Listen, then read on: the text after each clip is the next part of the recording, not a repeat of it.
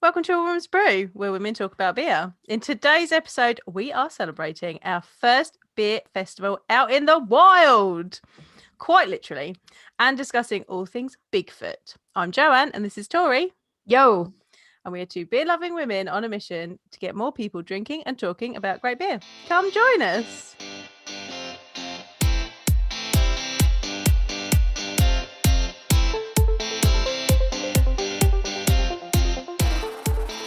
Yeah, it's been a difficult week back at work. It's felt like the longest week. I've got tomorrow off. The longest week of my life. Monday was like the longest one. And that's not to say like I've just started a new job and I really enjoy it. Like that's not any criticism on like the job. Literally, it's like Sunday I got home and I was just like, can I go into a coma, please? Like this was... Yeah, being in my own bed was really nice. And why is that? Because we went to Bigfoot Festival this week. The Bigfoot Beer Festival. We were camping. It was like a proper beer adventure.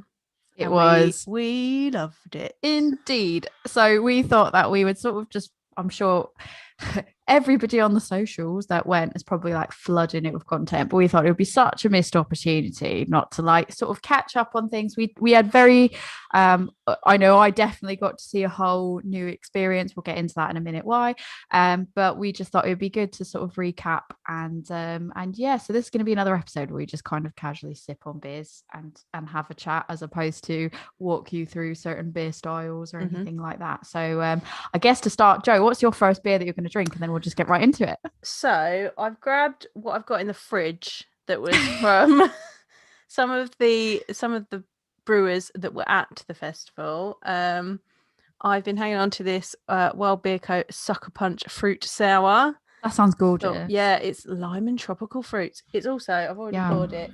Look at that colour. For those that are not watching the video, it's like a strawberry red but very clear. It looks gorgeous. I've not drunk any yet. It does look really nice.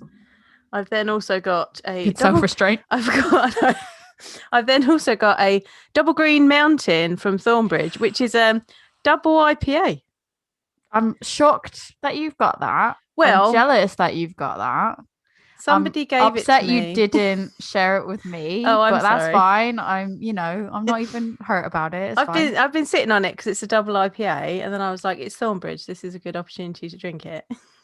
It's forcing you to drink it mad. now. I'm not even mad. I'm just disappointed. That's worse. It's like, see you at the weekend. You didn't even try to sneak it in. Like, that is just beyond rude. And also, I just want to call out for anybody watching the videos. Yeah. Winning with our t-shirts. We're just twinning. I can't wait to get to the point where we get to talk how I ended up with the t-shirt, but that will come through. So mine, basically, I went strategic with how I picked mine. So I went with Full Circle Brew Co. Looper, which is IPA. It's kind of like the IPA that if you've not tried any of their beers before and you like IPA, this is probably like the intro level into Full Circle that you should try.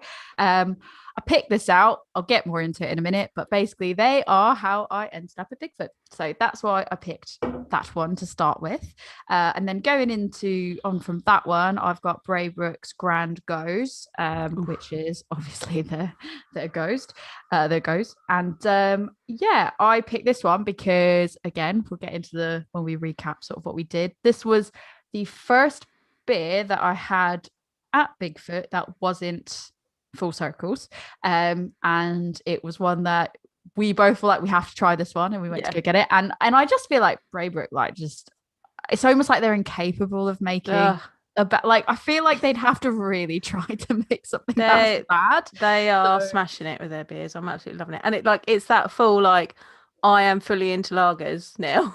Because they are so good at what they do. And Utopian, but Braybrook's beers are just so good. Like, I'm such a liar when I say I don't like lagers, because so good. I will drink pretty much anything that Braybrook put in front of me. So. Yeah, and I've had them since I've had a few of them since when we put that order in a while ago, like, when we put it in. And I've just been like holding on to it because, like, the bottles, if you watch the video as well, they just look so. Yeah, they just look so like posh. Like, I don't know, they just seem really upmarket because they're like they're not quite a stubby bottle, but they are a stubbier bottle. Yeah, and they're not they what, just 330 ml, aren't they? yeah, but they just the shape of them Yeah. looks nice. It just like oozes elegance, I think. So Just I've been saving it.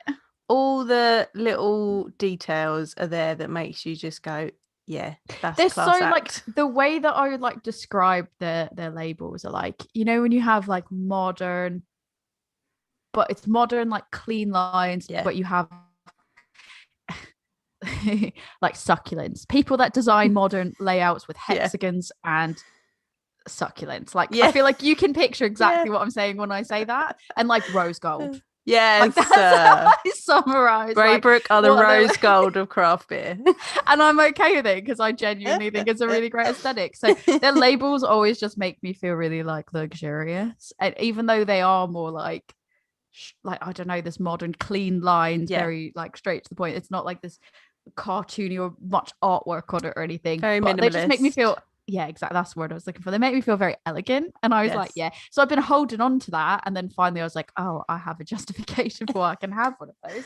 And then my last one, I feel like it's, you know, some people may or may not like them, but I've got Two Tribes Mariachi, which is a Mexican lager. And the reason I picked them is because their spot at Bigfoot Festival, I'll mention it so we get to that point. If I get to the third beer, I'll mention it. But basically they had quite a chill spot called like the Campfire, and they had some amazing barbecue. I queued for like so long. I was at the front of the queue, like waiting for this barbecue to open up. But we'll talk about all that later. I'm gonna crack open this beer and we're gonna start. So what is Bigfoot Festival? I don't know. Do you want to give while I pour mine? Because I've already got mine.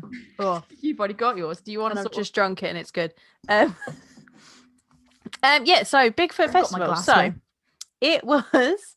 Oh, she's got the good glass, but she's got the answer. She's got the full circle glass. I've tried to match my glass as well. I couldn't do it with Braybrook, but I've got my new tasting glasses.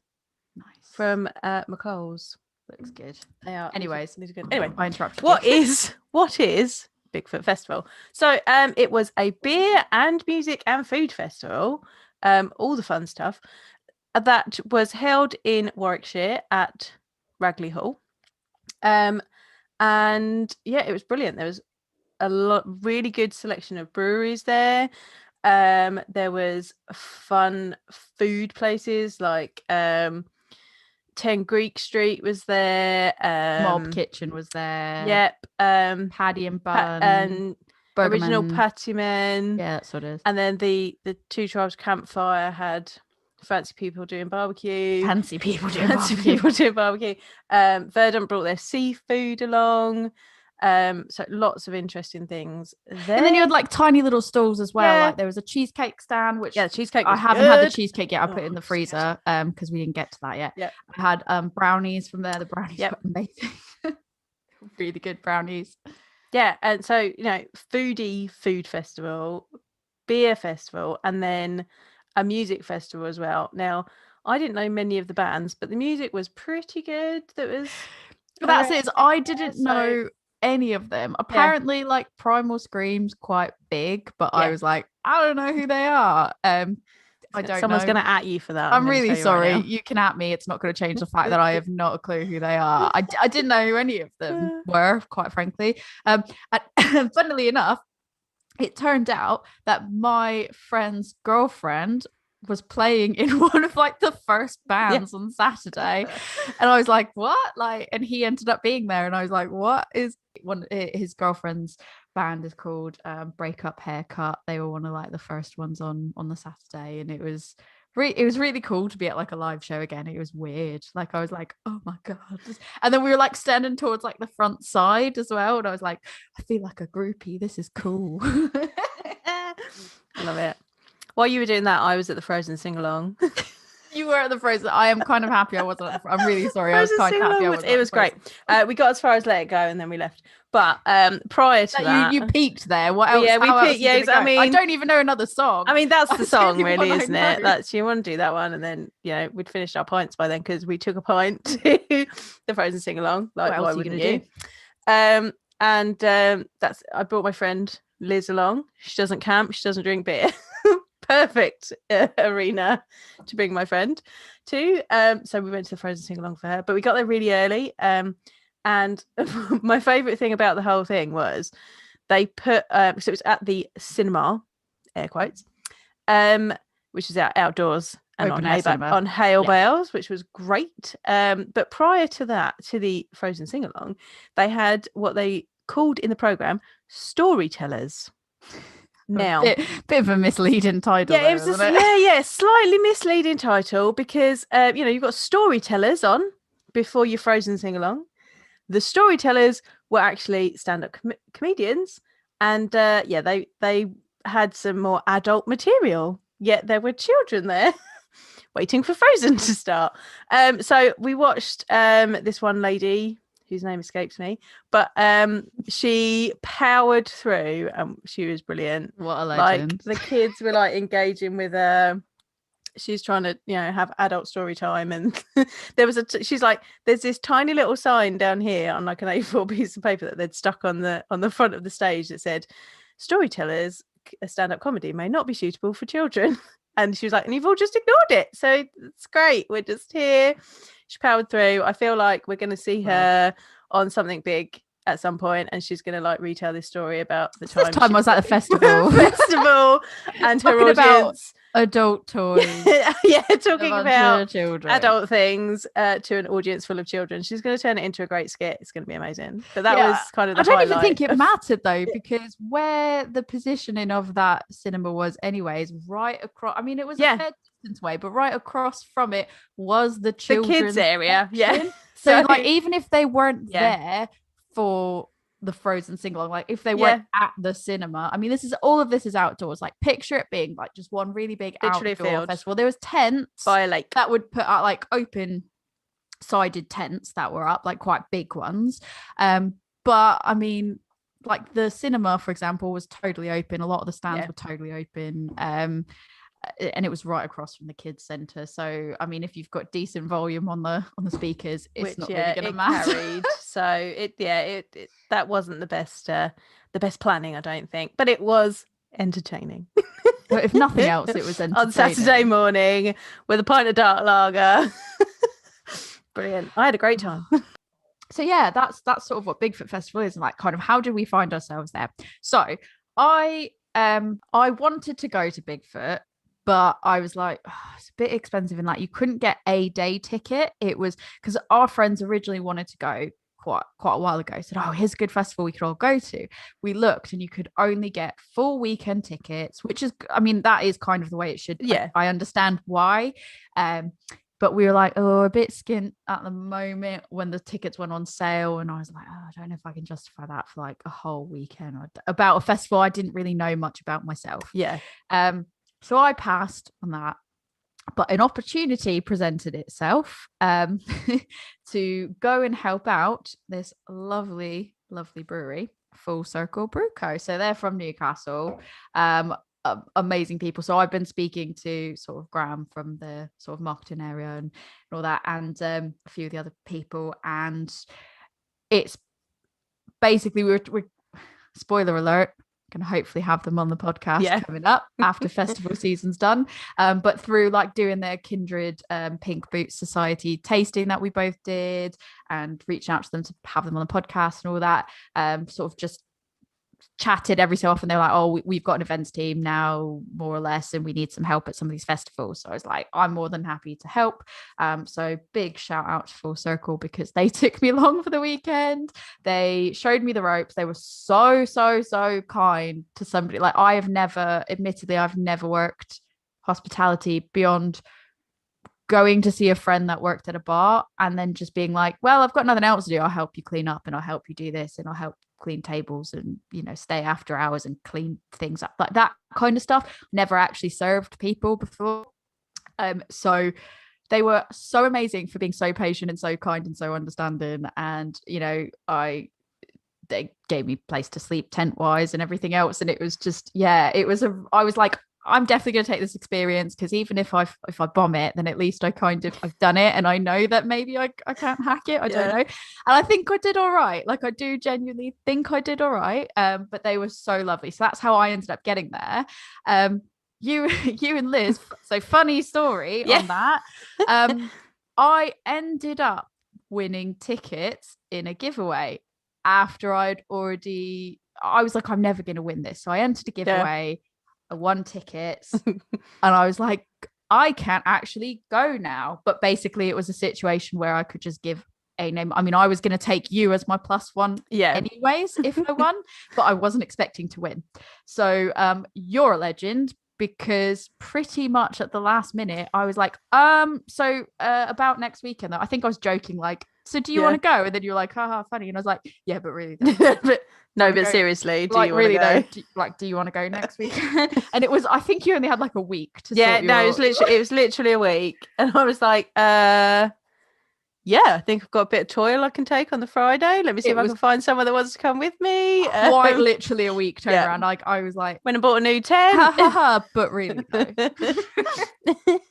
And then, so you obviously did that. And then you picked Liz. And obviously, do you want to talk about her sort of so as I said, experience? My friend Liz doesn't really camp, doesn't really drink beer. So I messaged her and was like, but she's one of these people that's up for anything. So I was like, so nice. She's so nice. Yeah. So we've known each other since secondary school, and I was just like, so I know you don't drink beer, and I know you don't like camping, but do you want to come to a camping beer festival? And she was like, glamping. I was like, no, no, camping in a proper tent, in a tent, and we're gonna drink beer. I've checked. There's cocktails and stuff if you want that as well. And she was like, yeah, I'll give it a go. And so we turned up. Like, she has been to a beer festival with me before. She's been to the Kent Beer Festival. So is that more craft? Is that more no, so that's more real ale. So it's a Canberra Beer Festival. So it's a bit more real ale. I think she might have had some chocolatey beers. But the idea of the type of beer she's going to be drinking, so based on that, is probably going to be vastly different. Yeah, very to different a degree from some stuff she was going to have. Yeah. So she's more of a wine and a cocktails type person. Champagne. She did. She found that she properly squirreled out the champagne, the champagne cart straight away. Found that, and the G&T sections. So absolutely fine. But we so she wasn't. Though she doesn't drink it, she was up for it. We had to go. I was just like, no, like, and then we had to go through because she's not camped. And we were talking about it, and she hasn't camped probably since she was a teenager.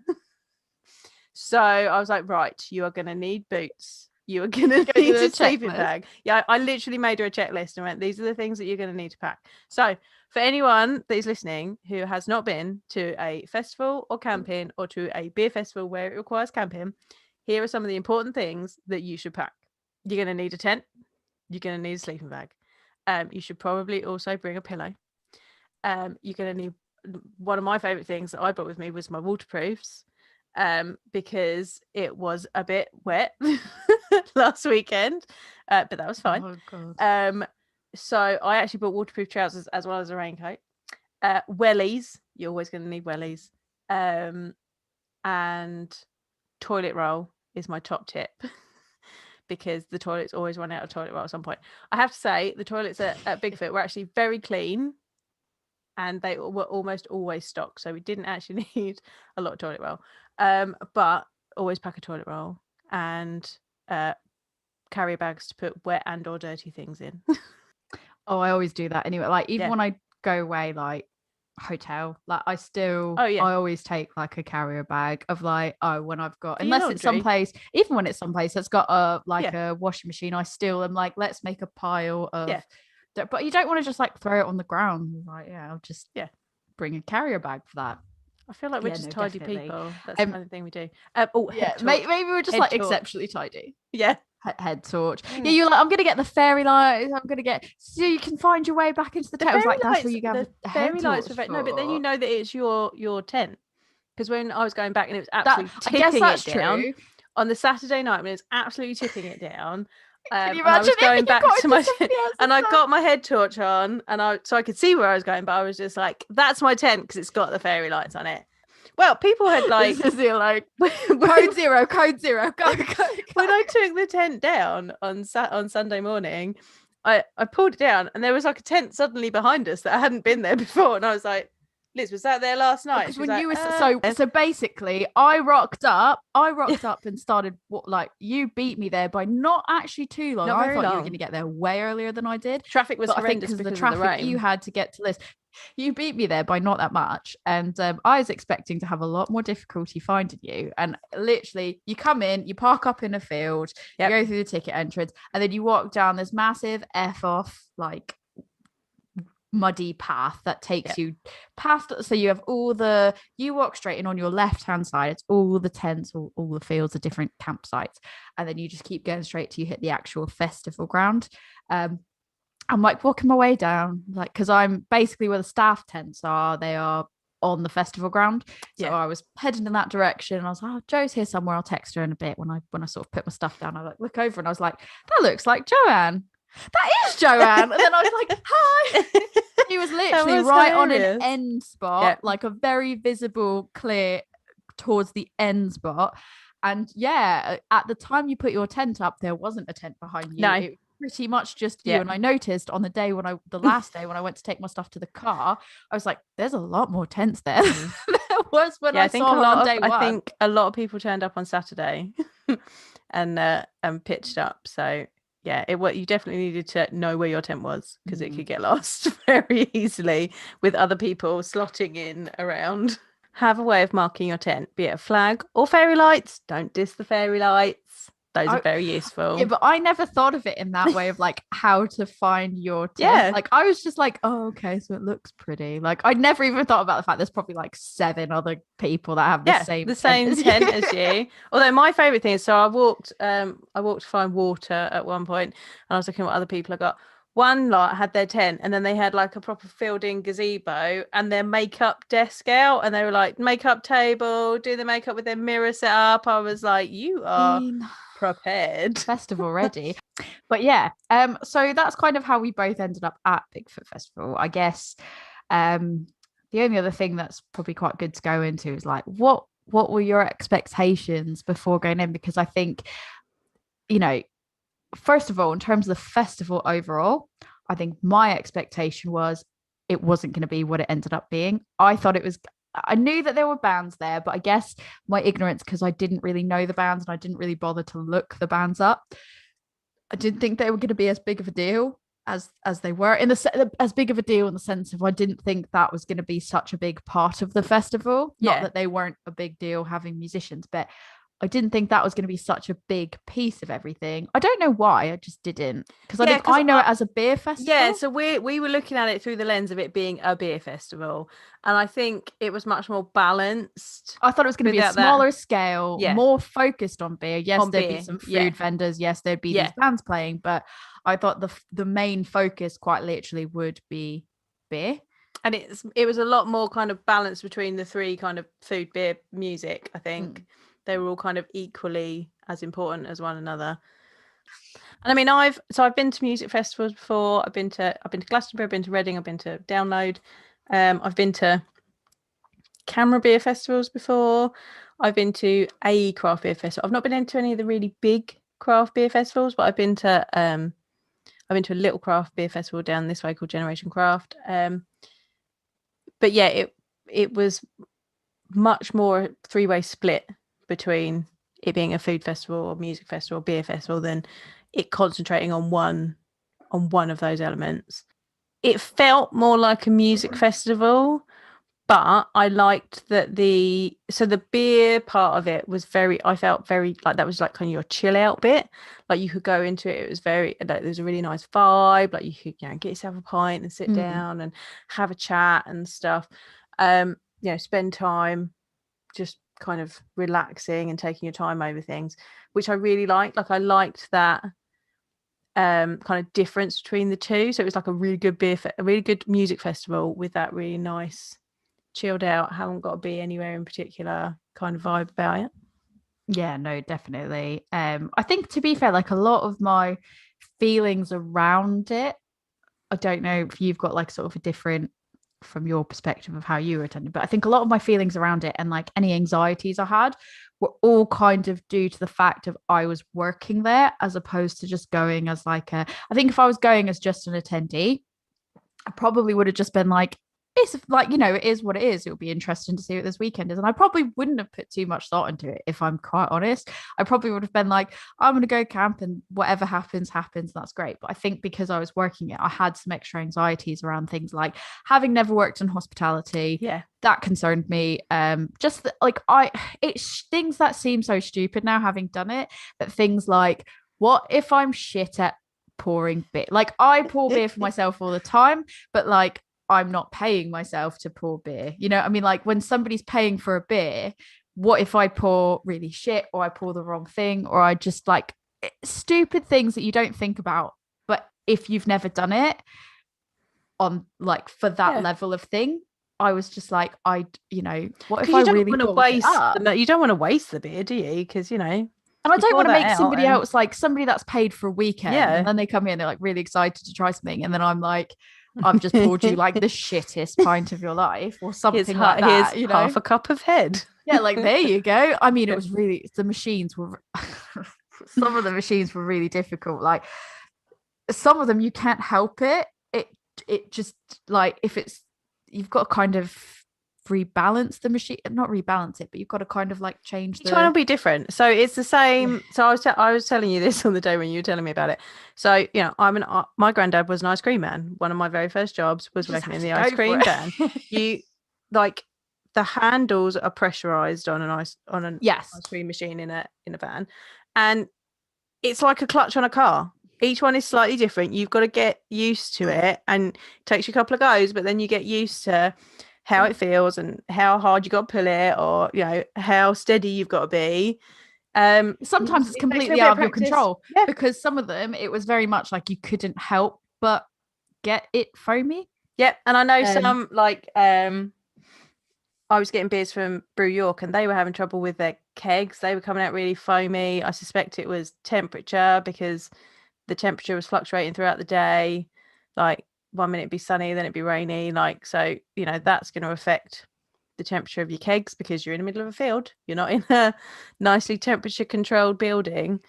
So yeah, so that will have affected it as well. But I think that was kind of something that I had anxiety around, was being able to pour it, being able to serve it, being able to keep up with people's orders. Because like, you know, I've gone up to a bar, and I know people will, like, the bartender will go, what do you want? And then I'll go like, one of those, and like, just tell me all the drinks you want. Yeah. And you'll be like, one of those, one of those, one of those, one of those. And then I was like, well, that's what people are used to doing. They're going to come up to me and go, I want 3 of those, one of those, half of that. And it happened, but I was more worried, I think, of being able to keep up with it. And I was like, oh, what if it's like really slammed? Like, am I going to be able to keep up with it? You know, I haven't worked in retail even. I haven't been in a customer service. I mean, I'm in customer service in the sense of I deal with customers, but I've not been in like a retail hospitality customer service environment for, I don't know, 7-8 years now, at least, if not longer. So it very much like, I was like, what if I just don't have that ability anymore?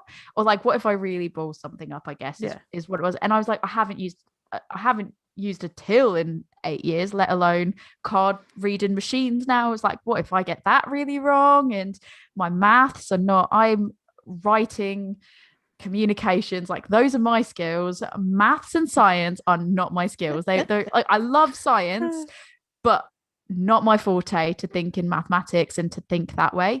So that was something I was really particularly worried about, I think.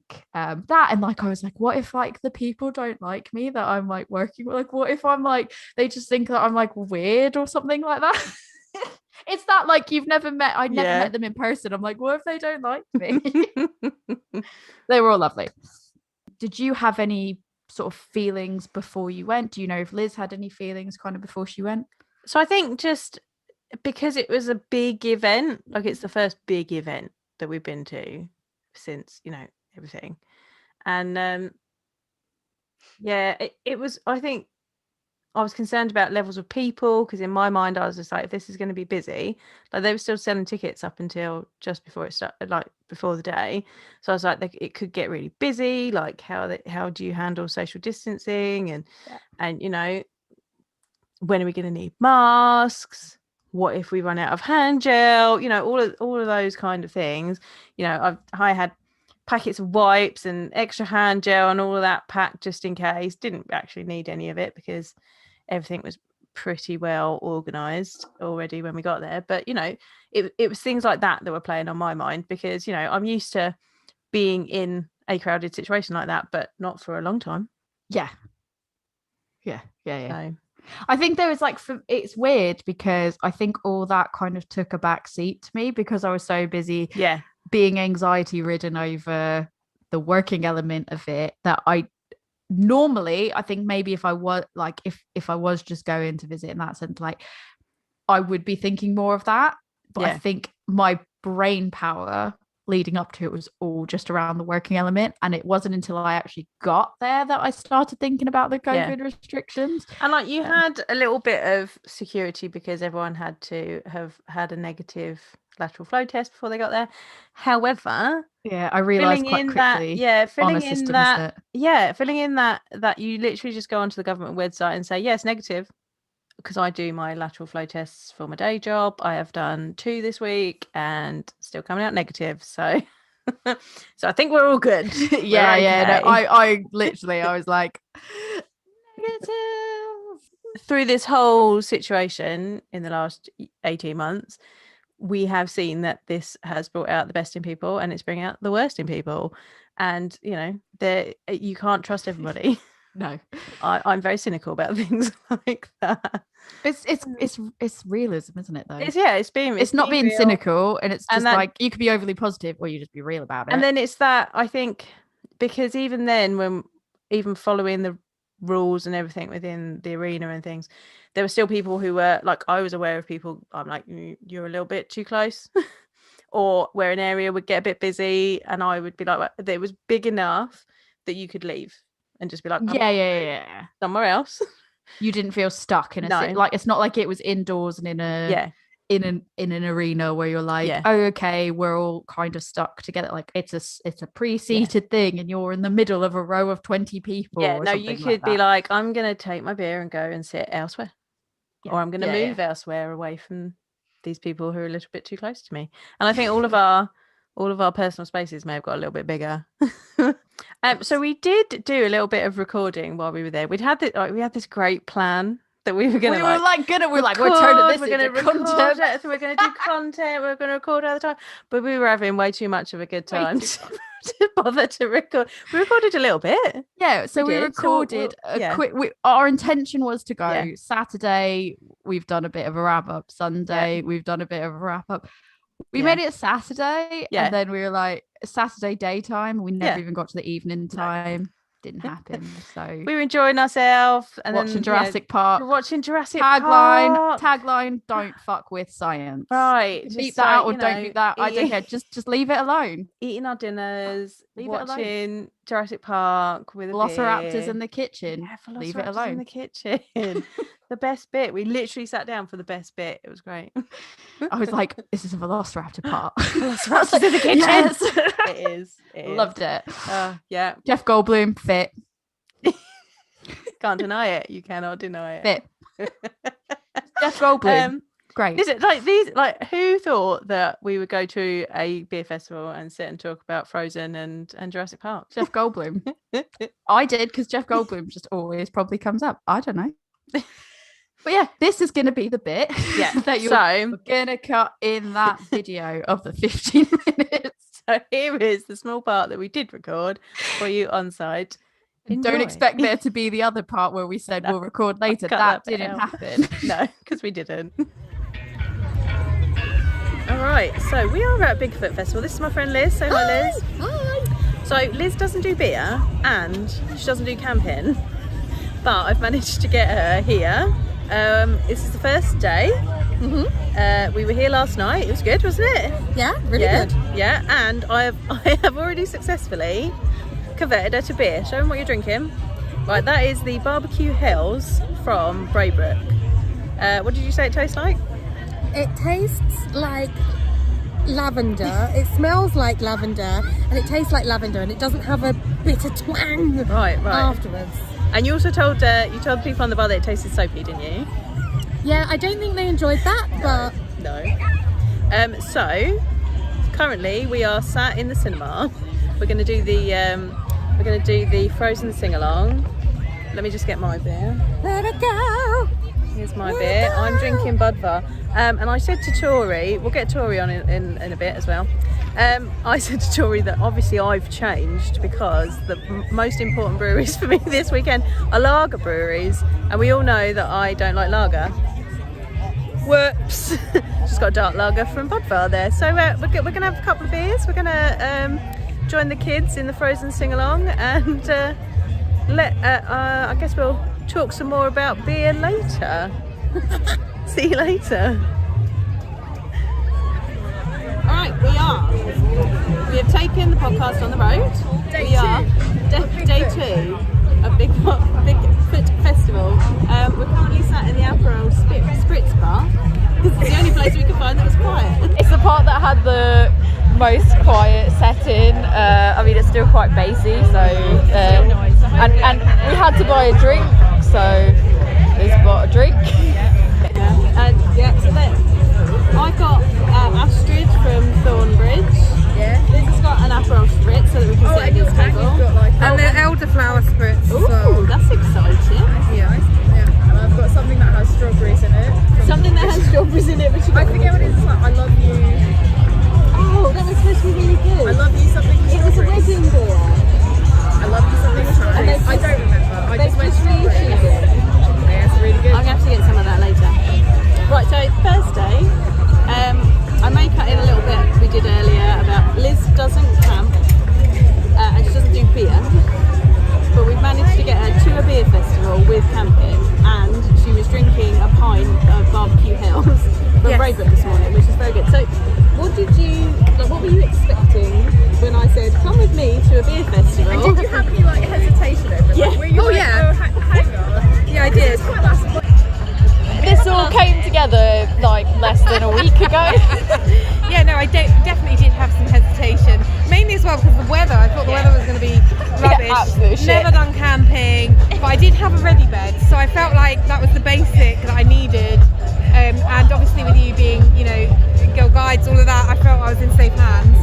So yeah, and what did I expect? I guess not this really, actually. Oh, okay, that's good. Kind of, I didn't. When you said like a beer craft festival, I didn't really think it was going to be festivally. Okay.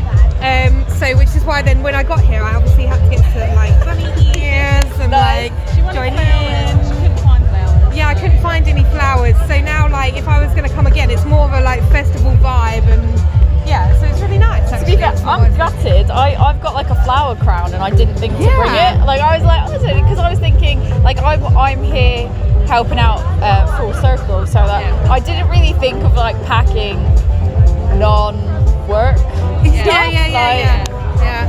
Yeah, and I just didn't put festival and beer craft festival together in the same kind of thing, but it is really festivally, really nice atmosphere.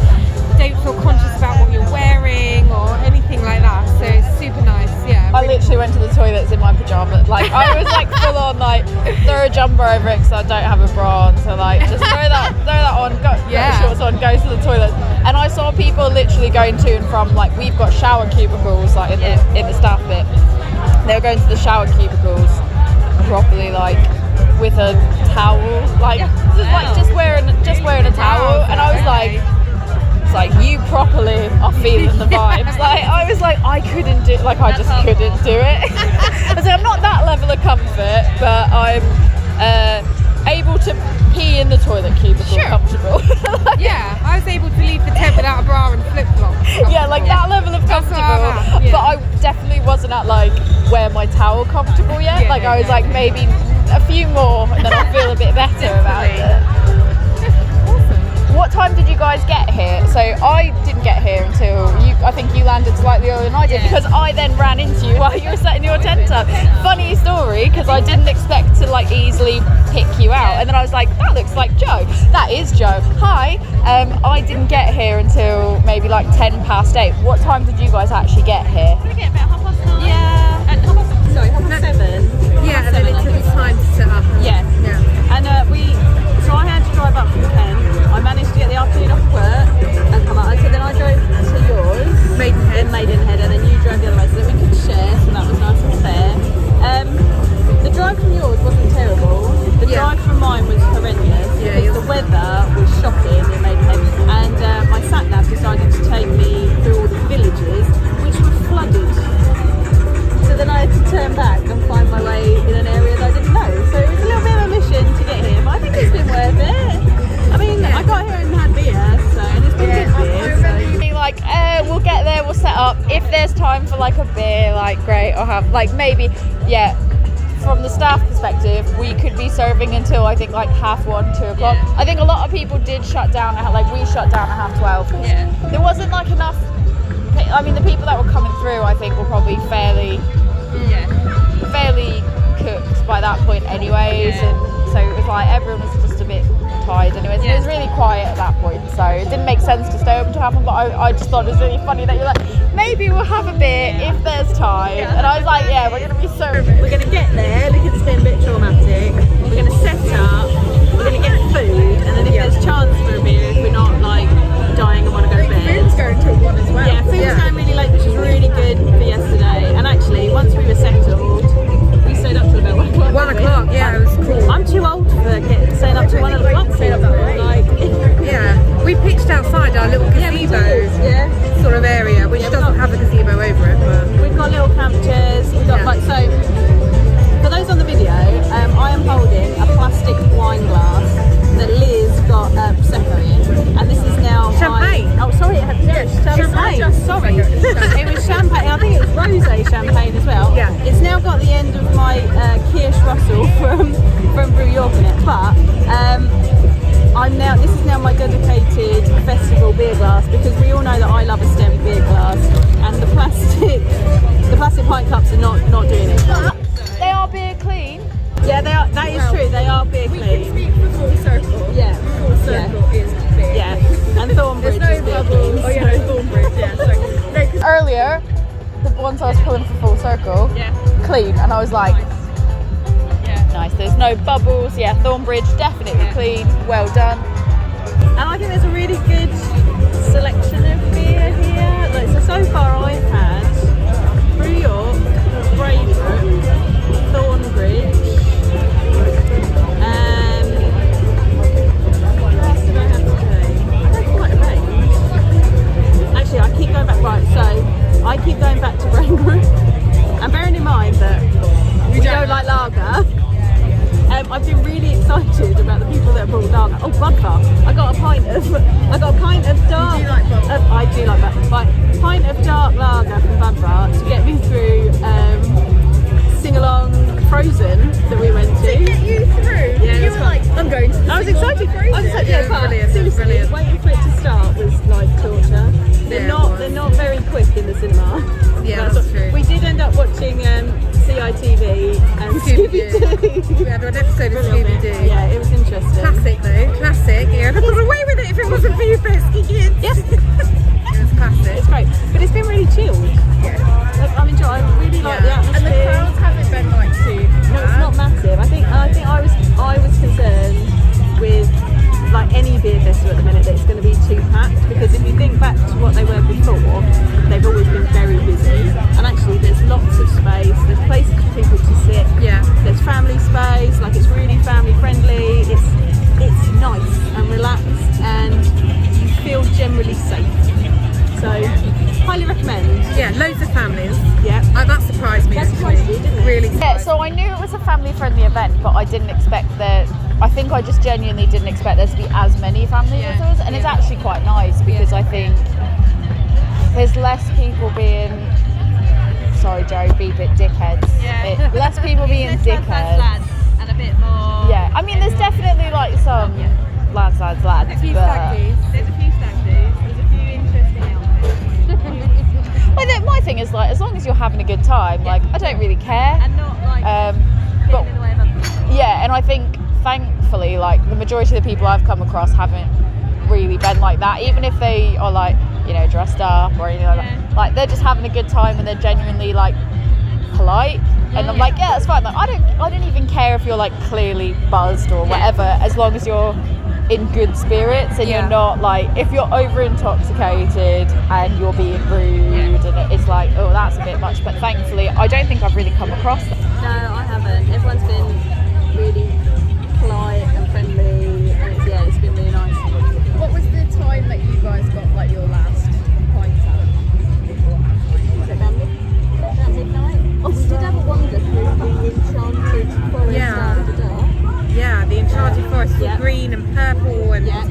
that bit over there. So like that bit over there's like a tree house. Yeah, so it's like a tree housey bit, and there was lights and things, and we wanted to go see what that was. And it was a bit of a rave, wasn't it? Yeah, We decided we were a bit too old for that. There was like music playing earlier, and we were like, oh, we want to go check that out just to see what it was. And then by the time we actually closed up, like, you know, unhooked the kegs and everything, it was so late the music had stopped, so it was just the lights set up. So we kind of like had a walk through, and there was just like large gatherings of people just kind of chilling there. There wasn't any music at that point, and I was like, that's it tonight, we're gonna go and we're just gonna check it out for like even a bit. Nice. So there's different types of areas. So there's that kind of wooded area. There's the cinema that's just got open hay bales for people to sit on. There's like picnic style seating outside of like what are considered the pubs, air quotes. And it's quite easy to get a seat generally. Then there's kind of like the campfire, which is like a bit of fancy dining over that way. And then there's nice little kind of tenty bars. There's a different, and then there's some open spaces if you want to sit out. So there's different styles of areas. So everyone kind of has an area that makes them feel comfortable, which is it's an interesting layout.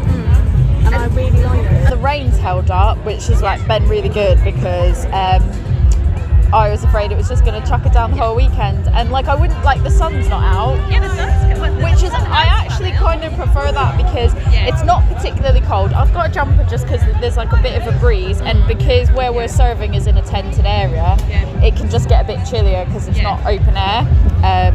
So yeah, it just gets a bit more, but it's the weather for me is like perfect today. Perfect weather. I think it was the right week. This was very impromptu for us, and I love an impromptu beer adventure. I think.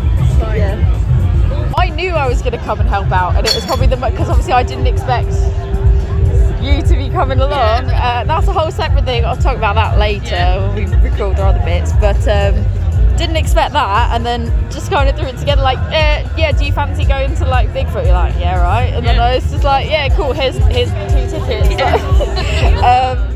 And then we were like, well, should we record while we're there? Like, yeah, all right. I mean, we've got to, right? We've got to tell you how beer festivals are going and whether you should go. And I think if you feel safe to do so, then you should definitely go. And this is very kind in letting us shove a microphone in her face and be like, can we just like use this as like content, please? Yeah, cheers. Yeah, and then, do you know what, it's okay, but I kind of came along thinking, I'm coming to keep Joe company and I'm sure I'll have a good time, and now I'm a bit like, no, we're watching Frozen sing along. I want to have this, I want to try some of that as well, and I bought a t-shirt, so if I'm buying the merch, I feel like you do love a bit. I feel like already like that's a success. The fact that you like left with merch for something that you just thought you were coming to, like, Joe just needs someone, like, needs a plus one, I'll go with her. And now you're like, I've got merch. I've got merch, I'm all over it. It's amazing. But yeah, I guess like for the rest of the afternoon, I mean, I've got to go back and forth between, there's a nice mix, like I'm serving a bit, I'm walking around, kind of seeing people, spending time with you guys when I can. What's the plans for you guys for the rest of today? So I'm going to drag Liz to a beer tasting with Brew York because they are tasting their, I don't know what they've got, the Survivor Series beers, the rest of the beers they've done with Yakima cheap hops. So she probably won't drink them. I think you try them. I don't think you're going to I might have a little sip or something, but I'm definitely after this. Oh, you're going to have some more of the taste them, and then when you don't like them, run them over to where I'm working. I'll drink the rest of them. So we're going to go do that. And then it's just kind of chill, isn't it? Yeah, definitely. Having maybe a little bit of dance off some of the alcohol. Primal Screamer on tonight, so that's true. Pop and see them. That's true. Yeah, definitely. Just see what happens. And everyone's really friendly. We get said hello to quite a lot and just chatting to people. So it's nice.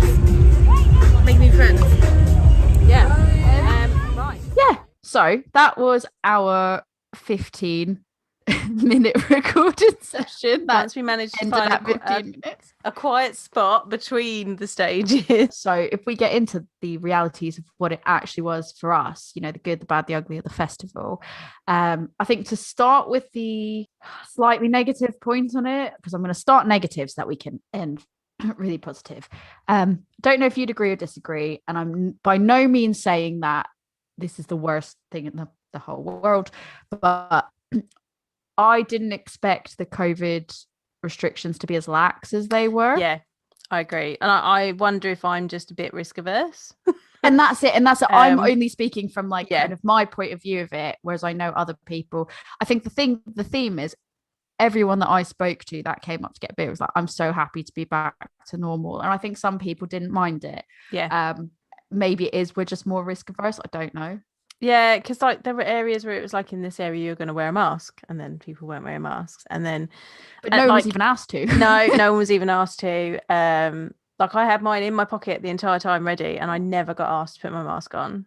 I put it on in like there was a couple of places where there was a sign and I put it on, but I kind of got a funny look when I put it on. They're like, we thought the tents were going to be spread out a bit more, and we put our tent further away from other people so there was a good gap, and then people filled it in, and I was like, okay. I mean, it was fine because it wasn't like we weren't hanging out at the tent. So we did, and we didn't really bump into the people that were in the tent because we were all off enjoying the festival. But yeah, there was, I think, distancing sometimes wasn't adhered to, and by the end of the night DJ was going, everyone was like, we're gonna all dance together quite close together, and that was, and as I said previously, that was fine because those people that were comfortable to do that could do that. I wasn't comfortable with that, so I moved into a quieter space, and there was that room to be able to do that, so that was a good thing. But yeah, there were times where everyone got a bit close. And that's the thing, is that's what I'm saying, is like I'm starting on the negative, but it's not really a negative. I think some people would find that there wasn't a problem at all. Some people that are more risk averse than we are might just turn around. And I think it's just proven to me that I am more. It's showing me that I am more risk averse than I think I realised. But I mean, also, I think we've come out of that and we've had negative COVID tests. So maybe it is part of it is like, oh, we've not been in this situation for quite some time, so it feels a bit more risky than it is. I think it was more just because in my head, it's not a negative saying we shouldn't be in a particular place at all. Like, it's no commentary on what we should and shouldn't be doing. It's more that I think in my head I thought, we have to take a mask, we have to do this COVID test, we have to do all this, that it was going to be more strictly enforced than maybe it was. And it wasn't as strictly enforced as I thought it was going to be. Yeah, exactly. And I think people were like, particularly like food queues were particularly long because, it was a little bit more artisanal. So it took a little bit longer to make. But people extra good. were, I mean, it was tasty. But I think people were quite good about leaving gaps between each other in the queues and not kind of crowding each other. So people were self-disciplining about it. So that, it wasn't terrible. But I don't think in my head, if someone approached and spoke to us, they didn't get on top. Like, it's not like somebody was on top of you or anything else like that. So I did a few elbow bumps rather than anything else. But I think I've just realised that I'm more risk averse than other people. I think I'm more risk averse than some people, but I think I'm definitely lower than other people because there were people that I hugged while we were there for sure. But I also was in a situation where I was like, I can go into the crowded tent, get a drink and come out of the crowded tent. And I didn't feel like a phobia of going into the crowded tent, but I was like, would I want to stand in there that long? Or maybe that's too much for me. And everyone has their own comfort levels. You might have some people that were like, not at all. And other people that were like, there's no problem with this. So I think that's the thing that I'm only pointing it out as just like a reality of the experience. Is I thought it was going to be a lot more lockdown, even though it was outdoors. Forced masks, everything. And they didn't seem, even where there were signs up, it didn't seem to be enforced as much. No. And I think this is something that we're all going to get used to as we go back to these sort of things. And we've all got to kind of get used to our own comfort levels and respect other people's comfort levels as well. But I think that was one reality. Do you have like sort of another one you want to so when I was reading, because I made sure I read before we went, made sure we read through all the instructions and all the things that they wanted us to do and prepared for when we got there. It said, bring your refillable water bottle because there will be water points for you to refill. So you don't have to buy water. So I bought my refillable water bottle and I only found one water point, which was in the middle of the general camping near the showers, very far away from the arena. So I filled up my water bottle on the Saturday morning but then didn't find anywhere else to fill it up throughout the rest of the day.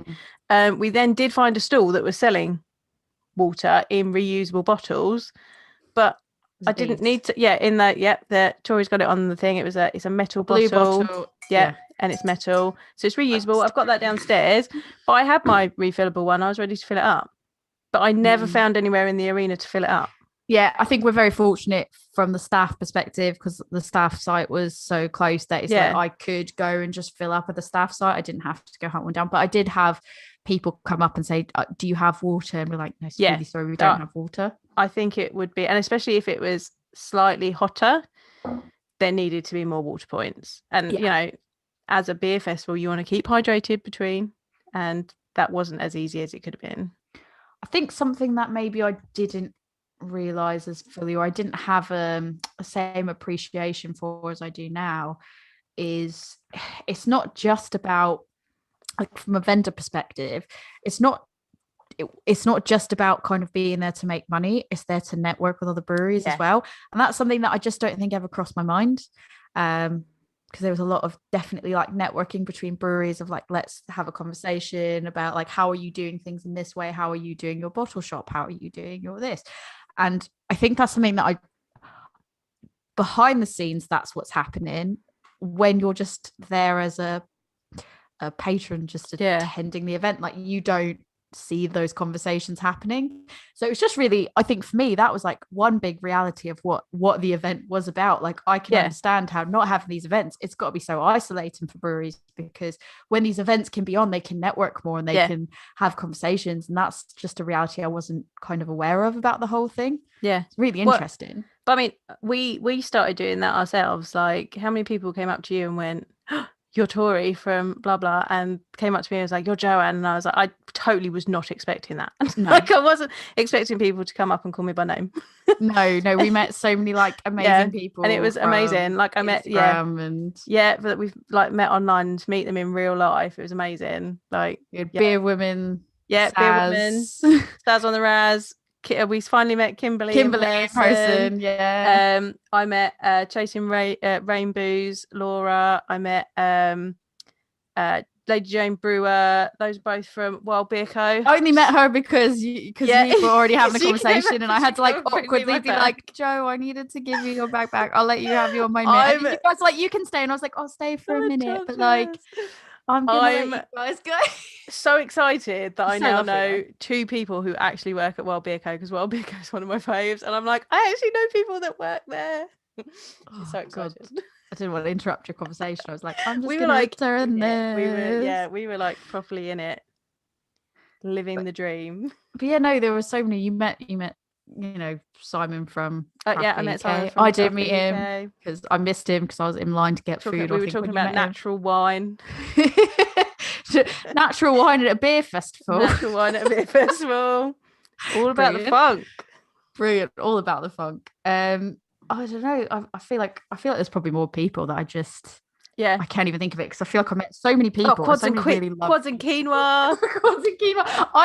You were just like, I met Quads and quinoa. Brilliant. Yeah, love it. I love that name, Quads and quinoa. So good. I know that we're going to end up forgetting like a whole bunch of people. Hello to everybody that we met. We're terrible. If we've forgotten that we met you, we're horrid. Just like, oh my god, like I can't believe anybody knows like who I am, let alone people saying I listen to your podcast and all that. I was just like, it was such a surreal experience, and it was James so the Barrel amazing. Wrangler at Wild Beer Co was like, "Oh yeah, I love beer learning. I remember you."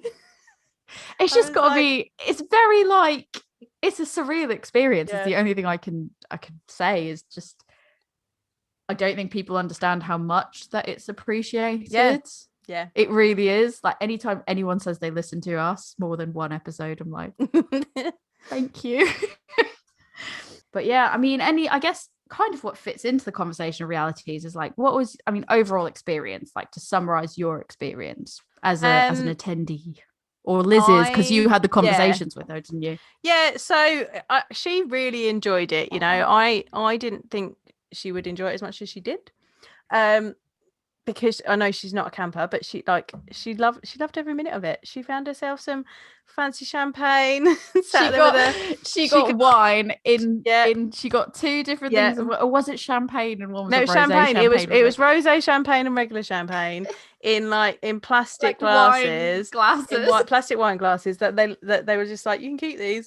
She's like, I paid a deposit and I get to keep them. I'm going to keep them. And then we literally and I'm super excited because we found a beer that she liked. Which one was it? Really enjoyed the barbecue hells from Brew. Really she loved it. She loved it. She had a pint of it while we were watching Frozen Sing Along. So that's the thing that I said I was going to get back to when I got onto the Braybooks. Basically, I first landed at the festival Friday evening. I was like, going to learn the ropes. I wasn't expecting to like work on Friday, but I was like, well, I got there earlier than I anticipated. Great. Show me the ropes. Get adjusted to everything. So I had a few full circle beers. And I was like, I'm going to go have dinner. So I met up with Joe. Yep.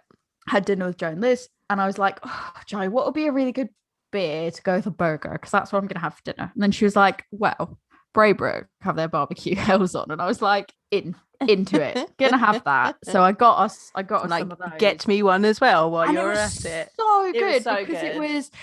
it was like the smoky, like it really smelled heavily of mesquite, but like the first taste you had it wasn't overwhelmingly smoky. It was more towards the back end of it that it was smoky, and what lingered afterwards was like mesquite smokiness. I mean, I think if you don't like mesquite and you don't like that type of smoky like barbecue, you're probably not gonna like it. No, but I think it's really unique, really clean tasting, and it had this really lovely kind of floral note that was coming through from the hops, and I think that was complemented by that very subtle sweet smokiness, and it was almost lavendery, and that's what Liz really enjoyed about it. She was just like, oh, and I think she doesn't enjoy the bitterness.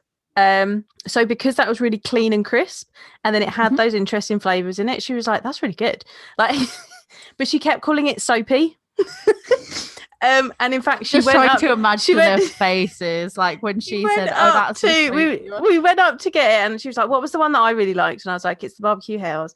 She was like, I want a pint of that. And so we went up, and I was like, she wants a pint of the barbecue hells. And she was like, it's really soapy. And the guy was just like, what? And I was like, it in a good way. That makes her happy, don't worry.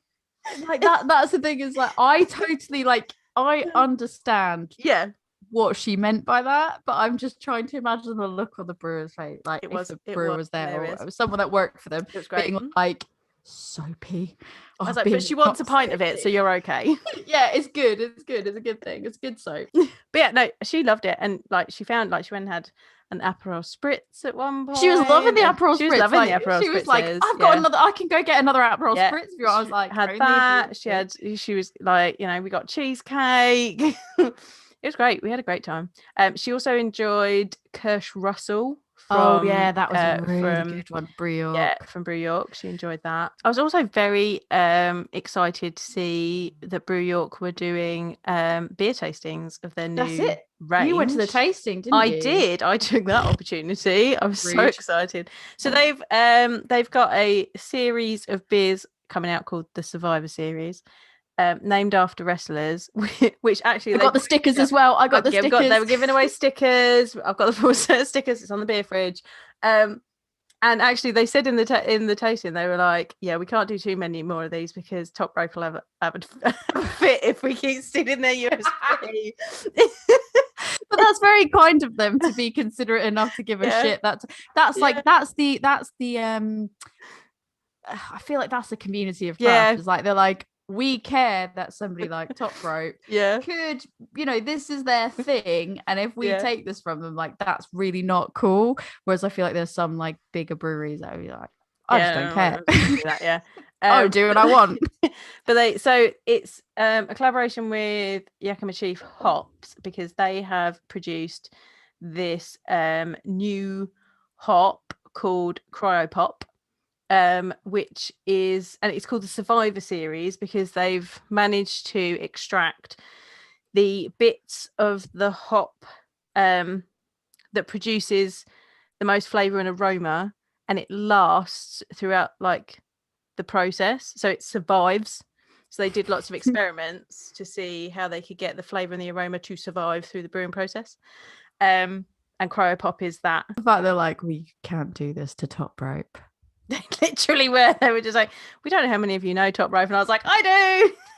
And At least that's. But to be fair, that's really cool of them for being like, no, because I would argue that Brew York's probably more well known to some people than Top Rope is, and not that Top Rope shouldn't be known to people, but Brew York, I think, just because they've done things that push the boundaries of ISPs, like Hey You Giles and stuff like that, and they've done more bolder stouts. It was really funny in the tasting because we went and did it down by the lake, and it was next to the cinema.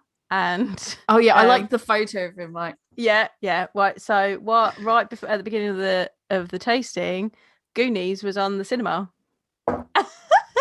Was he like, this is the one we can't talk about? Right. And they were just literally sat there, and it got to that point, and it was like, it just went quiet for a second. And Sloth goes, hey, you guys. And they were like, oh my God, were you filming that? We're going to have to cut that in somewhere. It was great. It was so good. Yeah, HYG. Yeah, it was literally so good. Anyway, so cryopop was, so it's been given that name now. Before that, it was TR12304CR. I love the hop naming convention.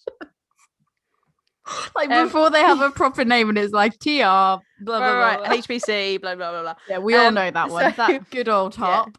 Yeah. So that's what it was before. So it's now been given a name. And interestingly, I think I've said this before, that hops, it takes like 10 years before a hop is given a commercial name. So they've been working on this for a while. So this series of beers, one is single hop. It's the same malt bill, same yeast. One is single hopped with cryopop. Then they've done one that's cryopop and Chinook. Then they've done cryopop and Talus, which was my favourite one. And which one was it? The Thundertaker. The Thundertaker.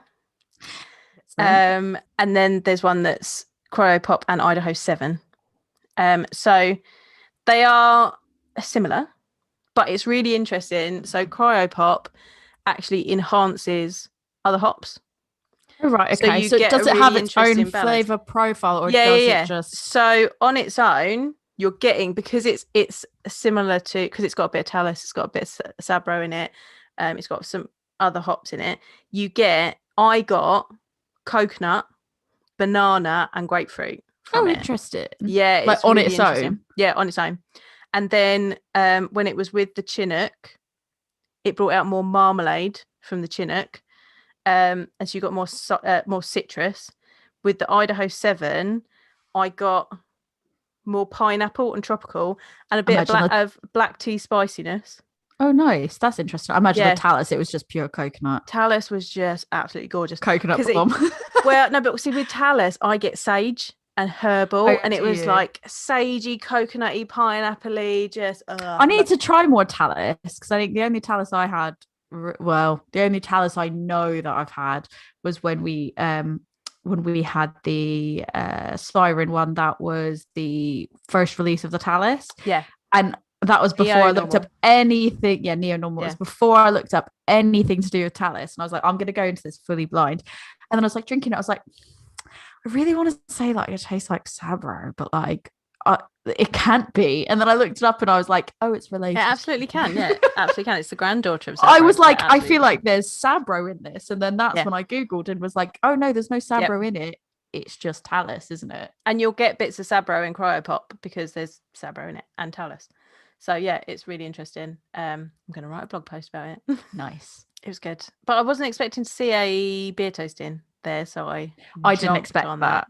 Literally, you're like, I've got to go at half 3. I'm going to go do a Brew York beer tasting. I'm going to do a beer tasting. And because they had Jason from Yakima Chief there talking about the hops, I was literally like, hello, I'm a beer geek. Please tell me about soil samples and hops. Yeah, you were asking questions, and Liz was like, I just want to drink the beer. Yeah, Liz was like, I should have gone and got some Kirsch Russell while we were doing this. The Kirsch Russell was really good. It It was was so good. really good. It was so good. Funnily, it's like Brew ran out Yeah, before the end of Saturday They night. literally had one beer left, like early Saturday afternoon, like early Saturday evening. Yeah. It was just interesting. I think like I don't think that people realized the demand would be what it was. Yeah. But yeah, I think I've kind of already covered like my experience from like the staff point of view. Is I think I didn't realize that it was so much of like a networking thing. Like that was cool. I realized that I was able to serve like people would come. There were times I was literally on the bar by myself. Yeah. Because I'd be like, you can just go, like, you know, it was 2 of us and someone would be like, I just need to go make a phone call. I was like, go make a phone call. And it was quiet, so I'd be there by myself, and then like a whole bunch of people would walk up, and I was like, I'm doing it, like I'm doing the thing. Like someone would come up and be like, 3 looper, a rotator, a half a pint of this, and I was like, okay, and I was just pulling pints and doing the maths. So I was like, this is so cool. Like I showed myself that I am quite capable, and I'm like really excited to do it again, assuming they'll have me back. I'm very excited to do it again because it was such a cool and unique experience. And I'm so glad that I was talking to you at the beginning, like, I don't know if I should do it because like, what if I'm not good? And you're like, just shut up and do it. And I was like, just okay, just do it.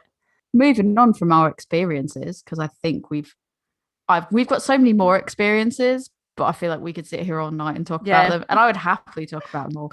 But moving on, favorite standout moments, favorite standout beers. What's your favorites from it?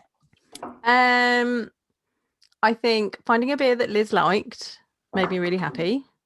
Did you feel like you've accomplished something? I did, and it was like early on as well. It was like one of the first beers as well. She really liked it. Getting to try Braybrook's barbecue house, I was very happy about that. I'm like a solid like Braybrook fangirl now. I've got the t-shirt and the hoodie. I went back to try the Maybach because I didn't get that. You did, and I didn't. Did you not get the Maybach? No, I went back to try it, and they had run out. And I was like, what is this BS? Like, I was like, this is what I wanted. Yeah. But I left it too long. It was my fault. So you got to be quick. It was my fault. Yeah. We'll come to that point in a minute. And the beer tasting with Brew York, I was very pleased with that. My little beer geek heart was singing. Just sat by a lake listening to geeky beer hop talk and drinking beers. It made me really happy. I did just like the photos that came up. It was so good. I was gradually kind of lining them up and getting them in the background, and I got all 4 lined up, and they were like, oh, that's an Instagram post. I was like, yeah, of course it is. I was like, yeah. And they're like, do you want one of us in it? I was like, cool, like pop on in. It's great. It was great. Favorite beers? Oh, barbecue house. Kirsch Russell, Thundertaker. Was a celebration of 86, which was the peach summer of 86. Yeah. That was really. I was like, that was I was like, Saison is on, Joanne. She's like, Saison. Go. I literally got like a text message going, Saison is on. Over I went. That was a peach and apricot Saison from Full Circle. I tipped you off as well. Delicious. Like, I think it's going to be on today. Keep eyes out. And then Alex is like, I'm changing the keg. I'm going to put this one on. Like, the New England IPA was out. Changed it for that one, and I like messaged Joe like it is on. Just getting like secret messages of when to go and get beers. Giving you the tip off. It's gorgeous. Enjoyed that. I enjoyed the strawberry beer from Thornbridge as well. Thornbridge, I really like that one. I forget. I love you. Will you marry me? Yeah, I love you. All I got was I love you strawberries. I didn't remember the rest of it, so I just kept calling I love you strawberries. I went back to the stand and they're like, what were you drinking? I was like, I love you strawberries. It's like, I don't remember the full name. I believe that's a rebrew and that they brewed it for somebody's wedding. Wow. When they first brewed it. That's something that I'd like to know. That's something I'd like for a future episode. How do we go about, like, how important do you have to be to get a brewery to brew a beer for you. Like, what if like for our 1-year anniversary beer, we're like, well, a 1-year anniversary episode, we're like, well, let's brew a beer. Will somebody just go like, yeah, let's do it? Like, We need to go find ahead. someone. Who wants to do it? Who wants to collab with us? Because I really our want to 1-year brew. beer. I just really want to Yeah. brew. Full stop. Like, because I think every time I went to go pick up stuff from Wild Weather today, and it's like you go there, you see the tanks, you see the stuff, and you're like, I want to get stuck in. Let me do it. But beyond that, I'm also like, oh, it'd just be really cool to be like, oh, that's my name on a can. And I see people have done it for like weddings and stuff, and I'm like, how do you get involved in that? How much money do I have to pay you? Come I on, don't have that much you're money. you're the networker. You just got to sweet talk the right person. I'll work it out, don't Yeah. worry. I'm not good at sweet talking because I don't do bullshit, but I'll just be like, please, free labor. I mean, Give me Three Hills pumpkin spice. are going to let us brew with them at some point. I think Sandy we to were do like that. forcing, like, we're like, you and Phantom are gonna do a pumpkin spice stout. And we're We've going to just come been and help. We've just been trying to force Everybody, to do everybody. pumpkin spice Yeah. beers, like werewolf beers. Yeah. Rich, you Rich, are gonna you are do going to a make pumpkin spice beer, and we're going to come and help you do it. Everyone we speak to, you are gonna do a pumpkin spice beer. Can we help Yeah, you? can we help? I'm gonna say to like top rope, you are gonna do a pumpkin spice ice cream pale ale. Can we come and help? Thank Yes. you. Yes. Oh, that made me cry. Actually, that Brilliant. was really good. Brilliant. Yeah. So, so yeah, so I think my favorite moment, and I genuinely mean this, I think it's just meeting everybody.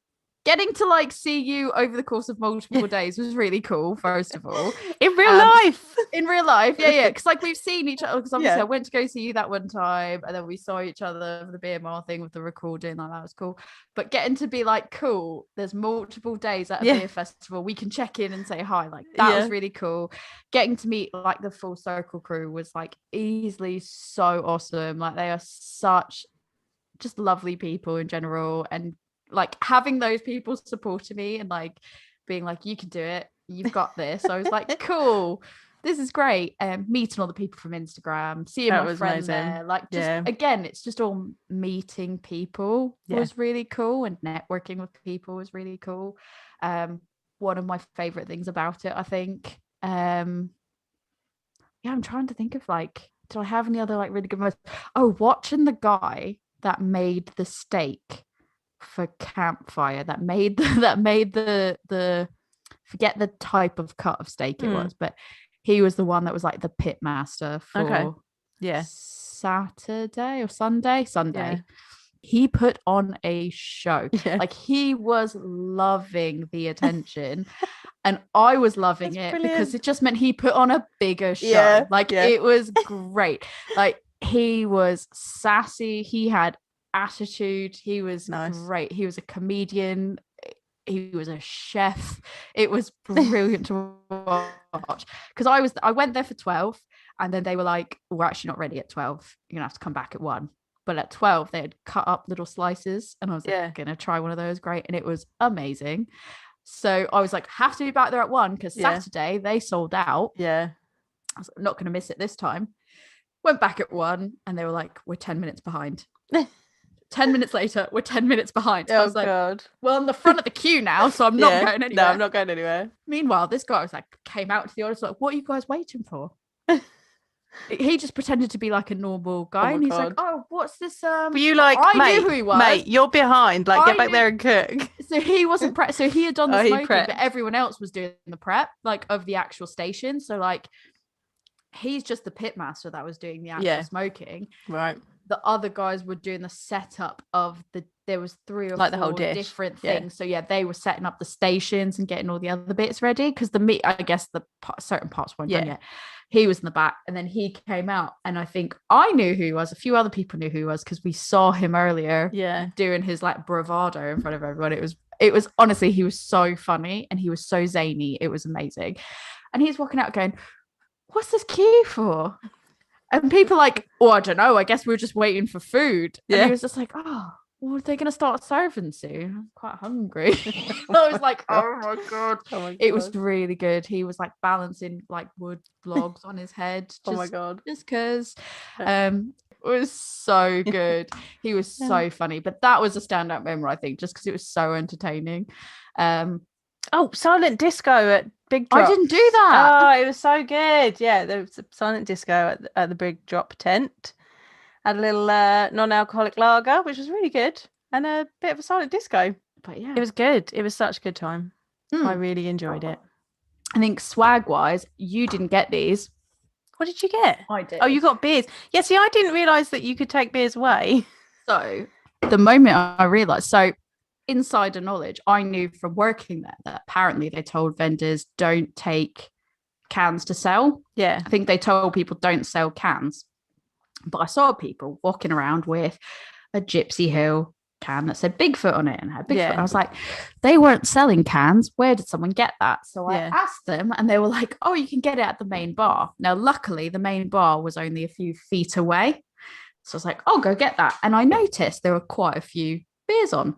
So I went and I got myself a can of each of the ones that were available. It was more to bring back to my husband. The reason I'm not drinking them is because I was going to share them with Rick. So I thought I'd bring him some of the festival because dogs weren't allowed at Bigfoot, so he couldn't come to Bigfoot. So I got the Gypsy Hill and We Are Beer collab, which is Bigfoot. So that's a IPA. I got the Billy Frank's Big Fish, Little Fish cardboard box, House Sesh Hell's Lager.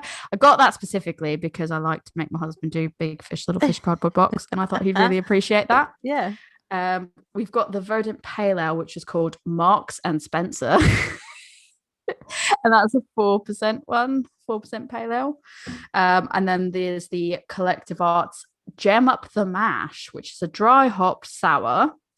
And it is 5.2% ABV. Oh. So I just took all the cans I could take home and I brought him cheesecake. Yeah.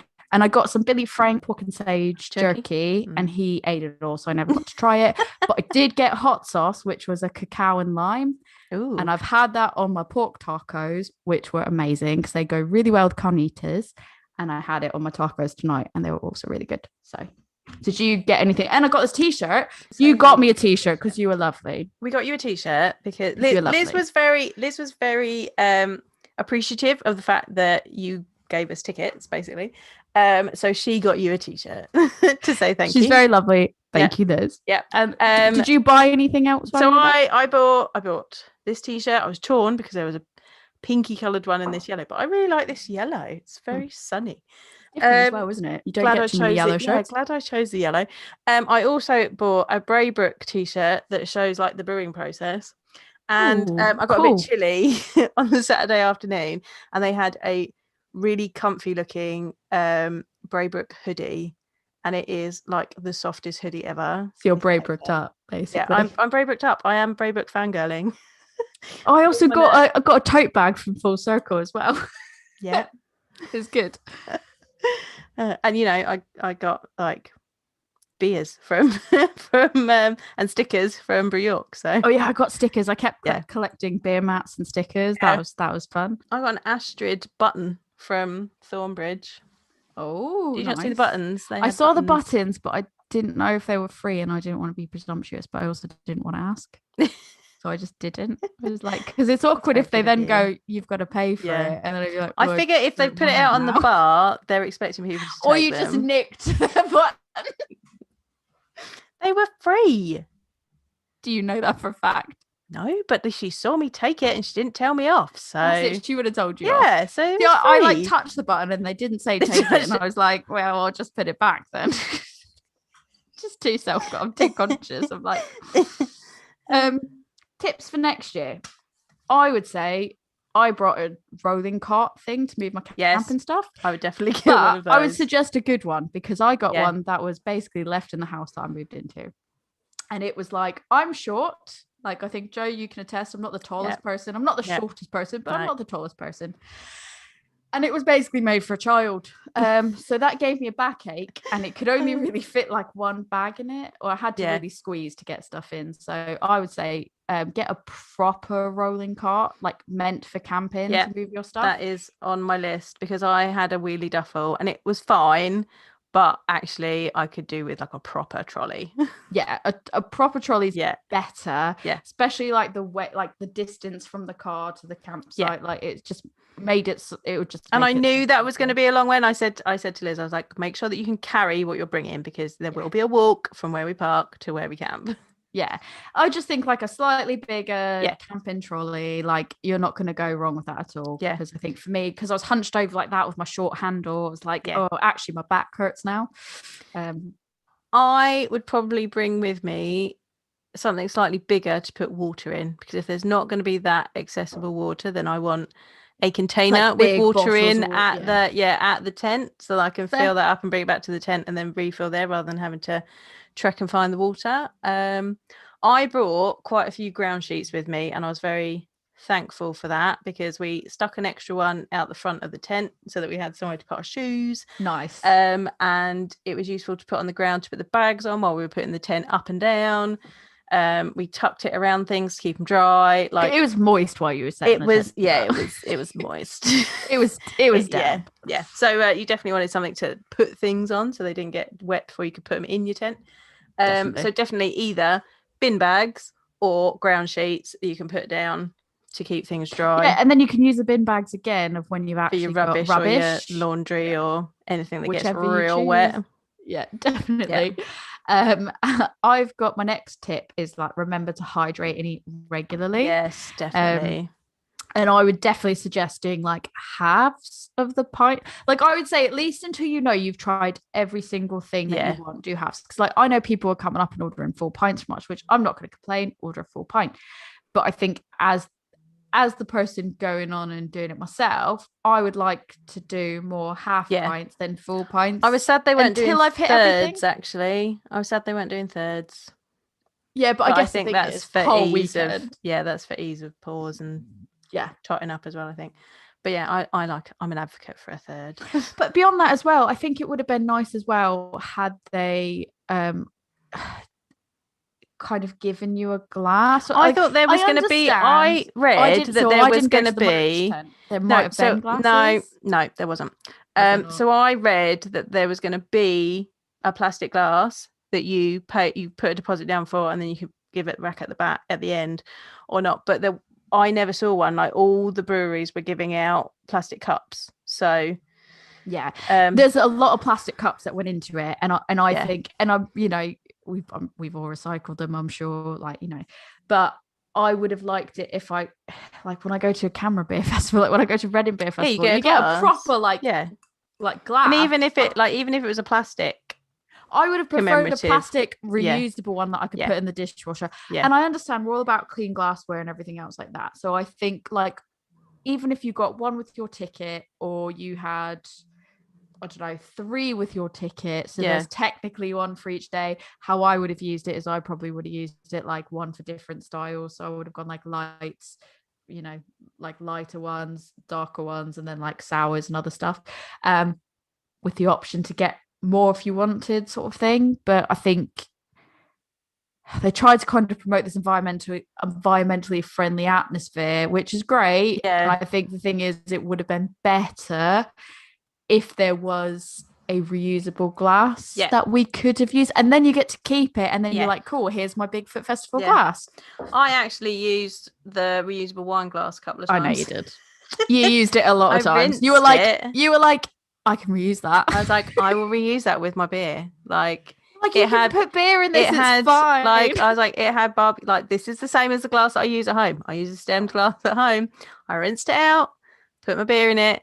I had a lovely time with barbecue hells in my stemmed plastic wine glass. It was honestly, delightful. you were like, I would use that. I would definitely use that again. Yep. I've got it downstairs. It's ready for me to use again. Like, that stand did do that, but not every. The majority of the stands just use the plastic. Yeah, like the plastic cups that were given. Yeah.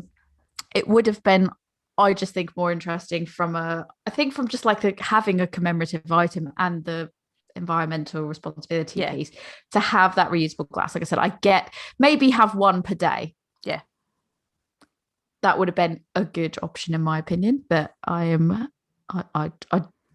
might have researched it and decided it wasn't feasible. I don't know, but yeah, that's my next one. What about you? Do you have another tip? I've got one more tip, but I don't know. get up early for breakfast because the coffee queue was ridiculous. I waited a Could half we- hour in that coffee queue. I think people waited longer than that for coffee. I think they waited needed 30 to 40 minutes. I think they needed queue. a second coffee van.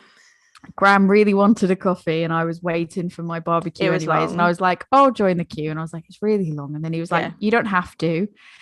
And I went, I'm 10 minutes in, I'm committed now. Right. Once you're We're getting a coffee. I got a nice coffee. It was lovely. If you're, the coffee was really good, but it took a long time to get it. You're waiting so long and paying so much. Like, I think time and money for what you're getting, it just felt like, like I couldn't be bothered, but it was fine.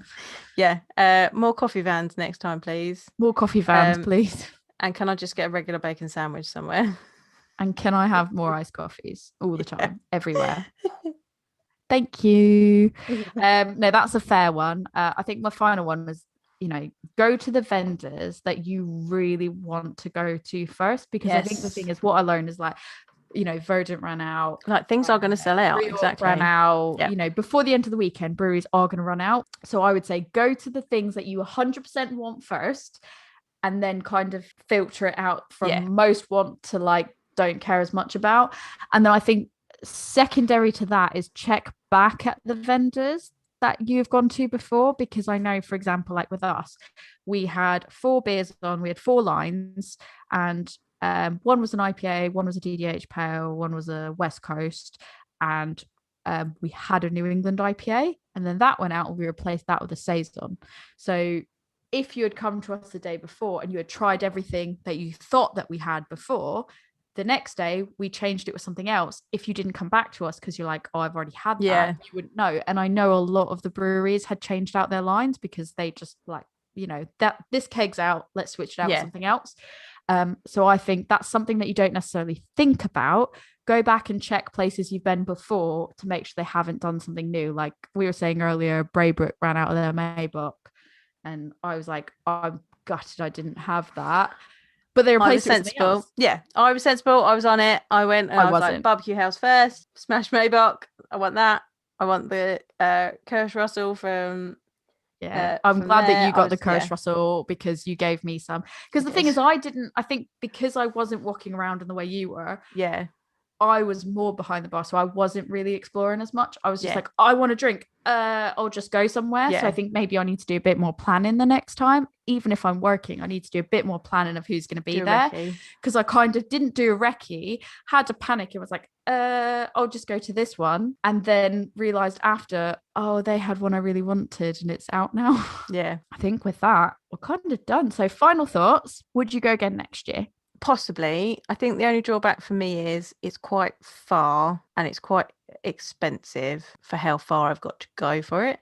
So if I was gonna go, I'd have to plan like the whole weekend.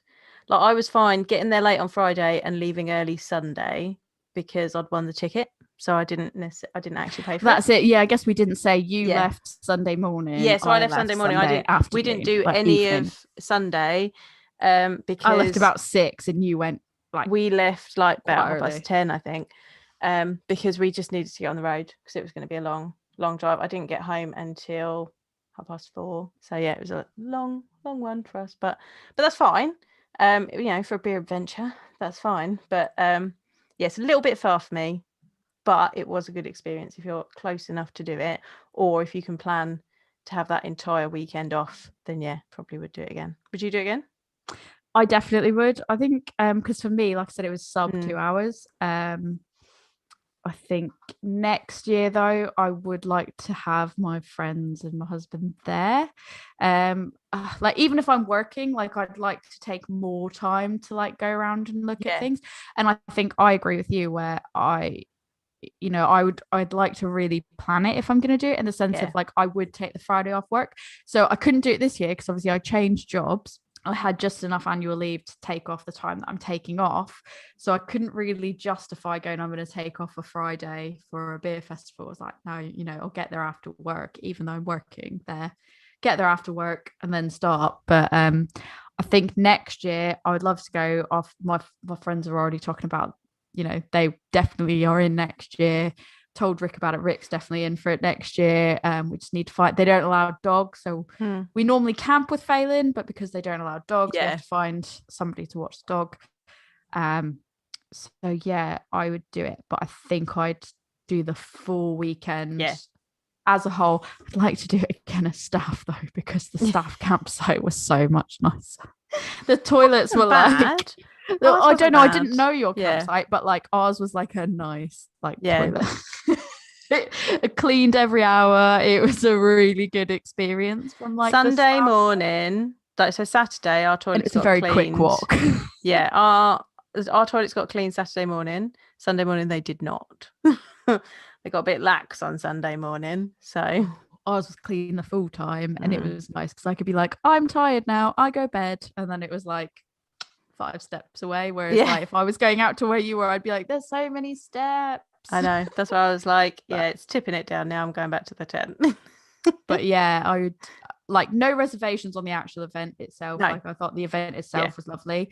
And for me, it wasn't as much of a drive, so I'd definitely do it again. So yeah. Highly recommend it if you can get to it. I look forward to doing more beer festivals. Are you doing any more beer festivals this year? I want to go to, so there's actually Nottingham Craft Beer Week is happening in August. Cool. That is sold out, but there are fringe events happening, and Liquid Light are doing a sour beer fest at their tap room that weekend, so I may go to that. That's cool. I'm definitely going to Bristol on the Saturday evening session. I'm probably going to help out Full Circle on the day session, so I'll be there. There's a potential I might help them out in Birmingham maybe if I've got time off to do that. Not sure if that weekend lines up. Got to double check. But I think there's just not. They all got kind of mushed together this year because of COVID, obviously. But I think next year I definitely will plan to go to more. I was hoping to go to Gencraft, but that's postponed at the moment. So everything down this end's been cancelled. Indie Man's been cancelled, I think. So yeah, anything I can go to, I'm quite excited to do it. So we'll have to see. But if anybody else has gone to Bigfoot or any other beer festival thus far, let us know how you got on, what your favorite parts are, if there's anything that we said that sort of resonated with you.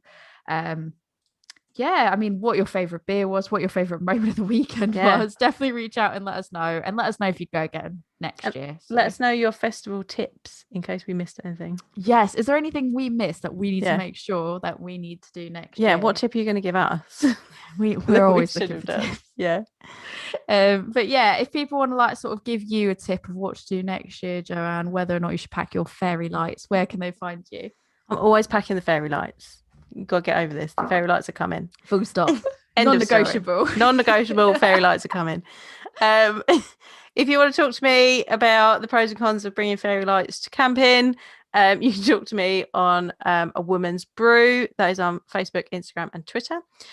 Or come and talk to me about beer styles, beer tasting, and sensory exercises on my beer school, Love Beer Learning.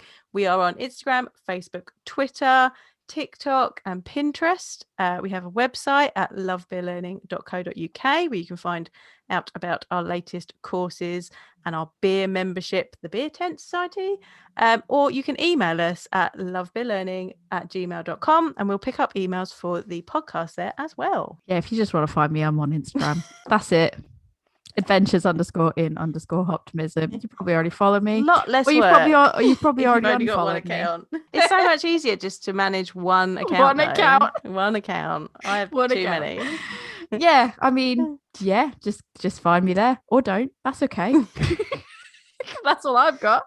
Come and let us know what your Instagram names are, because that's what we're going to call you when we see you at beer festivals. Yeah, introduce yourself to us as your Instagram name. Yes. Joe's got to give you 7 Instagram names. Yes. I've only got 2 Instagram names. And with that, enjoy the rest of your week, and we will see you again next week. Cheers.